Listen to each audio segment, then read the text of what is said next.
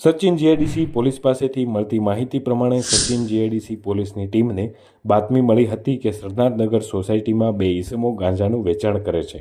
ત્યારે પોલીસે તપાસ હાથ ધરતા બે રીઢા આરોપીઓ પાસેથી 3.515 કેજી ગાંજો મળી આવ્યો હતો, જેની કિંમત 35,000થી વધુ છે। પોલીસે સુમંત કૈલાસ પ્રસાદ, વિદ્યાલાલ સિંહા અને અસલમ મોહમ્મદ હનીફ ચૌધરીની ધરપકડ કરી છે। પકડાયેલ બંને આરોપીઓ રીઢા ગુનેગાર છે। આરોપી સુમંત કૈલાસ પ્રસાદ, વિદ્યાલાલ સિંહા વિરુદ્ધ સુરતના સચિન જીઆઈડીસી પોલીસ મથકમાં 9 જેટલા ગુના નોંધાયેલા છે, જ્યારે મોહમ્મદ ચૌધરી વિરુદ્ધ સચિન જીઆઈડીસી પોલીસ મથકમાં 1 ગુનો નોંધાયેલો છે। પકડાયેલા આરોપીઓ આ ગાંજાનો જથ્થો ક્યાંથી લાવ્યા હતા અને કોને આપવાના હતા તે દિશામાં સચિન જીઆઈડીસી પોલીસે હાલ તપાસ હાથ ધરી છે।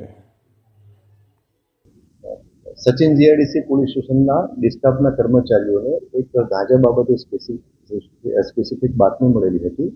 બાતમીમાં એવું હતું કે આરોપીઓ સુમંત સિન્હા અને અસલમ ચૌધરી આ બંને અગાઉ પણ એનડીપીએસના કેસો આમના વિરુદ્ધમાં થયેલા છે અને આ બંને આરોપીઓ સુમંત સિન્હાના જે રહેણાંકનું જે ઘર જે છે એ ઘરમાં ગેરકાયદેસર રીતે ગાંજાનો છૂટક ધંધો કરે છે વેચાણ અંગેનો। તો જે આધારે કાયદેસર કાર્યવાહી કરવાની હોવાથી જીઆઈડીસી પોલીસ સ્ટેશનના પોલીસ ઇન્સ્પેક્ટર શ્રી ગોહિલ અને ડિસ્ટાફના કર્મચારીઓ સરકારી પંચો સાથે જે સ્પેસિફિક બાતમી મળેલી હતી એ ગુનાવાળી જગ્યાએ જઈ અને ત્યાં રેડ કરી, ત્યાં ચકાસણી કરી તો એના રહેણાંકના ઘરમાંથી વનસ્પતિજન્ય એક ગાંજા જેવી લાક્ષણિક તીવ્ર વાસ ધરાવતો વનસ્પતિજન્ય પદાર્થ મળી આવેલો।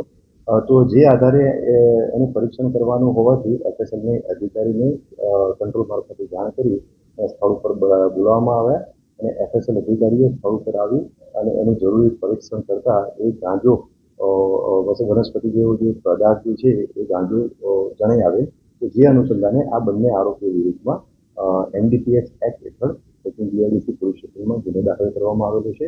આ જે ગાંજાનો જથ્થો આ બે આરોપીઓ પાસેથી મળી આવેલો હતો એ ટોટલ 3.515 કિલોગ્રામ અને એની કિંમત 35,150 રૂપિયા જેટલી થાય છે અને આ બંને આરોપીઓ પાસેથી મોબાઈલ ફોન પણ મળી આવેલા, એટલે આ ગાંજાનો જથ્થો અને 2 મોબાઈલ ફોન મળી અને 45,150 નો મુદ્દામાં તપાસ અર્થે કબજે કરવામાં આવેલો છે।